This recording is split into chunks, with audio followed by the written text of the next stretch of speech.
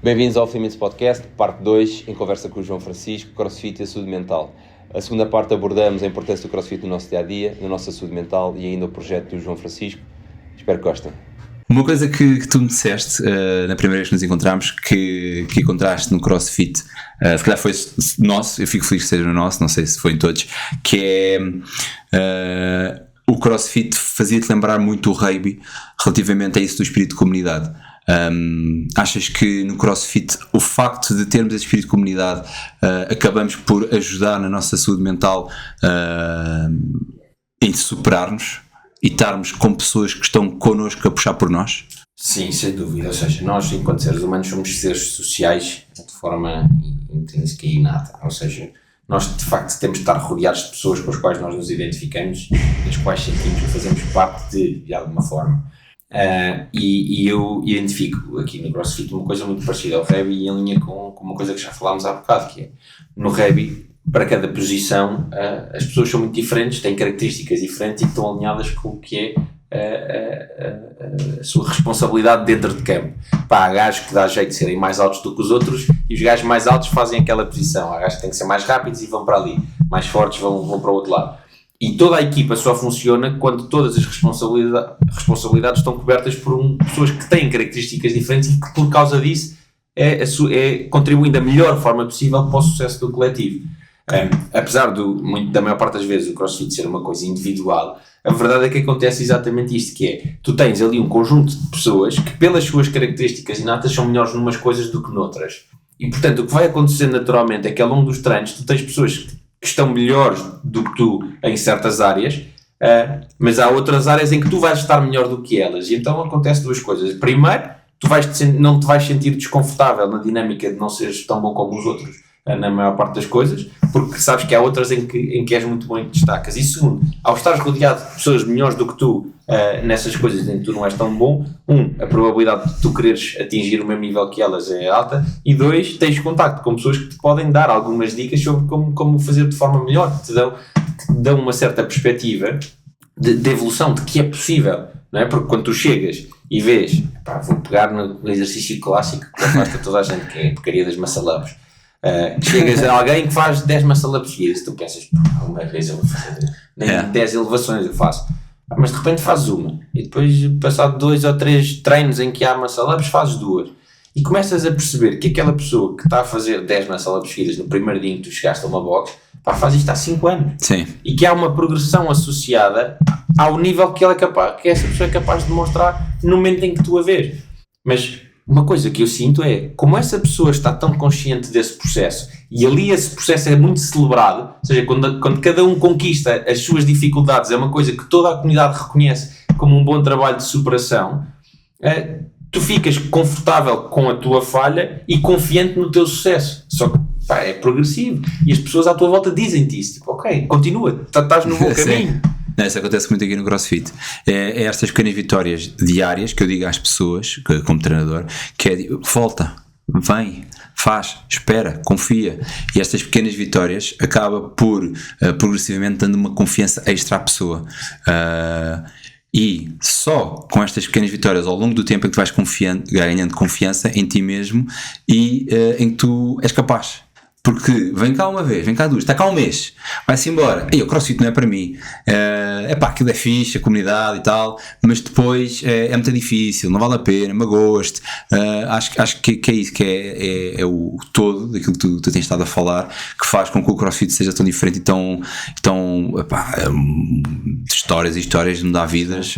Eu sou uma delas, em que se não fosse o CrossFit não sei o que é que eu haveria de estar a fazer, não é? Não que sou um perdido no mundo, arranjaria outra coisa para fazer, mas sinto que está aqui um propósito diferente por causa disso mesmo. É as coisas diárias, como tu falas. E eu acho que a maior parte das coisas que nós fazemos no nosso dia-a-dia são transponíveis para outras realidades, só que nós não paramos para pensar o que é que acabamos de fazer, porque esta dinâmica da superação e de ser capaz de falhar algumas vezes, mas ir falhando melhor até deixar de falhar, nós temos que fazer isto em outras áreas da vida, não é só no CrossFit, enquanto amigos, enquanto familiares, enquanto parte de uma pessoa que faz parte de uma relação, enquanto pais, enquanto trabalhadores, todos nós temos que nos predispor à falha na perspectiva de passarmos a ser melhores e de conseguirmos passar a fazer as coisas de outra maneira. E não é porque eu estou a fazer isso em relação a levantar um peso que eu não consigo fazer em relação a outras coisas. Esse processo é exatamente igual. Só que nós às vezes criamos certas barreiras que nos faz achar que nós só conseguimos fazer isso dentro da boxe. E não, o processo é o mesmo. Sim. No fundo é exatamente a mesma coisa. Eu fiz o meu mestrado na Holanda e fiz uma tese em que eu tentava justificar porque é que os atletas tinham uma forma de estar na vida, uma predisposição ao desafio e a superarem-se na vida diferente da maior parte das pessoas. E a verdade é que eu consegui, por fazer o estudo, que era um estudo quantitativo, portanto eu tinha que usar muita data sobre muitas pessoas, mas que me ajudava a provar a minha premissa. Eu consegui provar que as pessoas que tinham hábitos de exercício físico consistentes nem tinham que ser atletas de alta competição, tinham uma variável que se chama self-efficacy a um nível superior do que a maior parte das pessoas. Esta variável, que eu saiba, não tem bem tradução em português, mas corresponde à definição à tua percepção própria para a capacidade de cumprir com certos objetivos. Ou seja, o que isto quer dizer é, se chegasse aqui alguém e nos perguntasse a nós os dois, qual é a tua probabilidade de conseguires de 0 a 10 concluir uma maratona amanhã? Se eu nunca fizesse exercício e se tu fizesse exercício todos os dias, a probabilidade de tu dizeres um número mais elevado que o meu é estatisticamente sim, claro, mais alta do que a minha. E é só por isso. Só que o problema é, isto faz sentido porque tu treinas todos os dias e eu não. Mas chegar aqui uma pessoa e dizer assim, qual é a probabilidade? Exato, não sabemos mais nada sobre o outro, a não ser isso, que tu treinas todos os dias e eu não. E se chegasse aqui alguém e dissesse assim, qual é a probabilidade de tu montares um carro? A tua probabilidade de dizer que montavas um carro com mais facilidade do que eu é maior. É sobre tudo na nossa vida. Ok, já percebi, extrapolaste não só para aquilo em que tu tens uma autoridade, mas para tudo aquilo, tudo o resto. E a principal razão que me pareceu na altura, que foi a conclusão que eu cheguei, foi exatamente por isso. É que nós, sem nos apercebermos, começamos a encontrar padrões de comportamento ou de abordagem às coisas, não necessariamente ao exercício, só que nós não estamos conscientes para isso. E portanto, da mesma forma que passamos a conseguir fazer a Muscle Up, também começamos na nossa cabeça, de certa maneira, a pensar, ok, eu já consegui fazer isto uma vez, calhar também consigo fazer isto, ou aquilo, ou aquilo outro. E à medida que vamos acumulando dessas experiências em várias áreas da nossa vida, maior vai ser a probabilidade de, quando nos chega uma coisa nova, nós dizemos, ok, se calhar não vou conseguir à primeira nem à segunda, mas eu acho que consigo. E achar que conseguimos, que é o que nos leva eventualmente a tentar, é meio caminho para conseguir. Sim. Não, estou a perceber e faz todo o sentido. A adversidade cria-te resiliência a tudo o resto. Sim. Porque tu vais ter que arranjar uma solução, vais ter que arranjar uma maneira e quem se expõe ao exercício físico diário e principalmente no CrossFit, que há muitas falhas, ainda eu hoje falho hoje em dia, faz com que tu tenhas uma abordagem diferente à vida. Bom estudo. Passaste-me quanto? 17, acho eu. 17, aí deviam ter dado o 20. Eu acho que hoje em dia, mais do que sempre, dou 20 a mim mesmo. Boa. Porque de facto deu-me uma perspectiva. Eu tinha esta sensação, por observação das pessoas à minha volta, tinha muitos atletas à minha volta e muitas pessoas que não praticavam exercício, e eu via claramente diferenças na forma delas abordarem isso dia a dia, só não percebia o que é que se passava ali. E foi exatamente isso que eu fui investigar. Sim, não fizeste bem, investigaste bem. Olha, isto é uma boa premissa para uma pergunta que eu tenho aqui, que é, já fiz hoje algumas pessoas, e queria fazer-te a ti porque pensei que fazia mais sentido tu responderes-me a isto. Achas que o exercício físico faz com que nós mudemos a nossa voz interior? Ou seja, todos nós temos uma voz interior, certo? E maioritariamente a nossa voz interior manda-nos abaixo. E tu agora disseste que hoje em dia dás o 20 a ti mesmo. E disseste que a experiência de falhar cria uma resiliência fora, não só do exercício físico, mas para toda a vida como nós abordamos. Achas que o exercício físico muda a nossa voz interior? Não só aquilo que fazemos, mas aquilo que nós falamos connosco mesmo? Eu acho que sim. A minha voz interior é daqueles treinadores mesmo à antiga. É daqueles que muitas maneiras e grita muito alto. É um bocado assim, mas se calhar porque a minha referência de treinador que funcionava melhor comigo também era um bocado assim. Nos momentos de alta performance é assim que eu sei que tenho de me relacionar comigo. Eu não posso deixar que esse treinador exista para tudo na minha vida, porque há áreas em que eu não preciso que me estejam a gritar e a chamar nomes. Preciso de exatamente o contrário, de uma pessoa que seja mais pacifista, que me tente tranquilizar, que me tente orientar um bocadinho mais. E portanto faz sentido, não faz? Estava a pensar, tipo, num momento qualquer difícil, vais-te casar e Pai, tens de fazer eu não posso dizer isto, não quero estar aqui com... Mas percebes o que é que eu quero dizer, não é? Alguém aos beijos faz esse discurso. Não faz sentido, às vezes fizemos de alguém que está tudo bem, vai correr bem. Neste tom. E se o exercício físico o faz, eu acredito que mude, sim. Eu acredito que mude para melhor, mas é nesse sentido de nos motivar. Passa a ser uma voz menos crítica e mais promotora do desafio, da experimentação, porque no fundo é isso que o desporto é um bocado expandir o que é a ideia de brincar, não é? Nós estamos a pôr o nosso corpo ao limite, mas no fundo estamos a experimentar, estamos a ver até onde é que nós conseguimos ir. O exercício físico acaba por ser um bocado isso, principalmente o desporto, porque, ou seja, exercício físico pode ser só irmos fazer uma caminhada e porrer e estamos na natureza, mas o desporto é quando tu acabas por trazer uma dinâmica de certa forma competitiva contra outros ou contra ti. Mas, ou seja, há um objetivo de superação associado. E eu acho que essa relação connosco próprios em prol da nossa superação, depois eu acho que isso muda. Eu acho que o discurso deixa de ser para baixo e passa a ser para cima. Em vez de ser, tu não consegues, se calhar tu consegues, bora lá tentar. É isso mesmo. Eu gosto de uma frase que é do Ben Bergeron, que é não sei se sabes quem é. Não sei. Portanto, é um treinador de CrossFit, que ele diz: se os teus pensamentos estivessem em alta voz cá para fora, estarias orgulhoso deles? E isto eu digo muitas vezes à malta que está aqui a treinar, ou seja, quando já estão a desistir daquele remo final, do peso, experimentar mais um bocadinho, mas tu vês que dá, eu digo, olha, mas fala contigo, vai ali, dá 2 passos atrás, fala contigo, bora, vamos a isto. E eu acho que vem mesmo do exercício físico, e o CrossFit, como estavas a dizer, tem uma panóplia de complexidade, acho que nos dá essa mais-valia.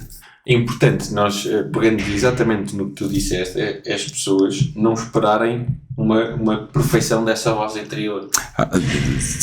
Sim. Porque a verdade ou seja, conversa contigo e às vezes o que tu vais ouvir, ou se saísse cá para fora, se calhar não ias ficar orgulhoso. Mas tal como nós não esperamos a perfeição das pessoas, ou não devíamos esperar a perfeição das pessoas à nossa volta, também a nossa voz interior não vai ser sempre linda e maravilhosa. E os dias em que sair um bocado mal, faz parte. É aceitarmos como é, tentarmos todos os dias que ela melhore um bocadinho, tanto que menos vezes saiam coisas que nós não nos orgulhamos, mas que elas vão sair e nos dizem que saírem, está tudo bem, e vai haver dias em que tu vais dizer-me para eu confessar comigo e que se calhar consigo, e eu vou-te responder, hoje não consigo. Não dá. Está tudo bem. Sim, está tudo bem. Isso é bom. Olha, para terminarmos, eu gostava que tu falasses um bocadinho sobre a tua plataforma, a Mindmatch. Acho que faz todo o sentido. Acho que em Portugal as coisas são um bocadinho atrasadas relativamente ao mundo ocidental, externo, e estamos a chegar onde outros países já chegaram, infelizmente. E acho que faz todo o sentido tentar precaver-nos a essa curva. Podes-nos falar um bocadinho sobre o Mindmatch? Claro. Então, por consequência de eu ter este papel ativo na proliferação da mensagem sobre a saúde mental, eu tive muitas pessoas a virem até mim, quer profissionais, quer pacientes, ou chamo-lhes pacientes, mas pessoas que querem fazer acompanhamento, a falar um bocado sobre as suas experiências. E eu percebi que havia claramente aqui algumas lacunas em relação à forma como as coisas estavam a ser feitas. E uma das principais era, as pessoas não sabiam a quem recorrer a partir do momento em que queriam recorrer a acompanhamento. Seja por estigma, seja por ineficiência, seja porque o amigo recomenda e as pessoas chegam lá e claro que o que o amigo precisa não é necessariamente o que nós precisamos. E portanto havia aqui muitas vias pelas quais a dinâmica da psicoterapia falhava. Às vezes falhava antes de começar, muitas vezes falhava depois de começar. E a nossa principal premissa agora, esperamos chegar a um ponto em que podemos focar no que é a nossa visão global, mas a nossa premissa é diminuir ao máximo a probabilidade de falha da dinâmica da psicoterapia. Okay.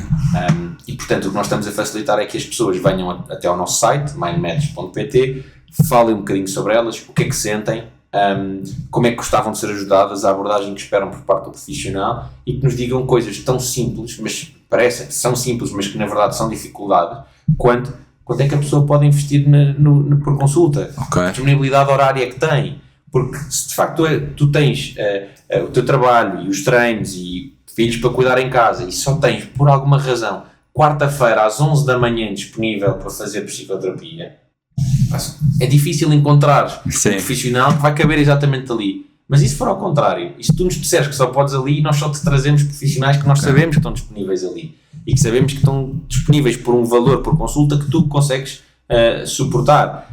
E sabemos que são especialistas nas coisas que tu partilhaste connosco que estás a sentir. Ou seja, há certos padrões de comportamento que nos dizem que se calhar faz sentido ser um profissional mais dentro da dinâmica das perturbações obsessivo-compulsivas, ou mais dentro da ansiedade, ou mais de depressão, ou mais de questões, por exemplo, corporativas, ou seja, do teu dia-a-dia de trabalho. E quem diz isto toda uma outra... nós vamos a coisas tão sérias quanto, por exemplo, pensamentos suicidas ou situações de violação ou violência doméstica. Tudo isto são áreas nas quais os profissionais de saúde mental se podem especializar. E nós queremos facilitar a que eles se especializem, porque também lhes vamos só trazer pacientes que são desta área, e ao mesmo tempo fazemos com que as pessoas que têm áreas específicas não tenham que andar aqui um bocado à pesca e que muitas vezes acabam por desistir porque não conseguem encontrar um profissional que esteja alinhado com as suas necessidades. E, portanto, elevar toda a dinâmica do acompanhamento psicológico e personalizar este acompanhamento tanto quanto possível. Esta é a missão do Mind Match e o objetivo maior, digamos assim, é de facto que a saúde mental de todos melhore substancialmente da população, não só na dinâmica da reação, como estávamos a falar há pouco, mas depois também, mais uma vez, mais para a frente, as coisas demoram tempo a construir, mas que ferramentas que ajudem na parte da prevenção e da promoção também, para que as pessoas não tenham que recorrer só a isto em situações de emergência em que muitas vezes, se calhar, dá para voltar para trás, mas há muita coisa que podia ter sido feita para nem sequer chegar a esse ponto. Ok. Olha, acho que vais ser muito bem sucedido. Portugal está a precisar, e não só Portugal, de certeza que vais ir para fora e desbravar o mundo. É um gosto, se vão ter-te cá, João Francisco, e vamos no treino. Vamos no treino. Obrigado. Obrigado.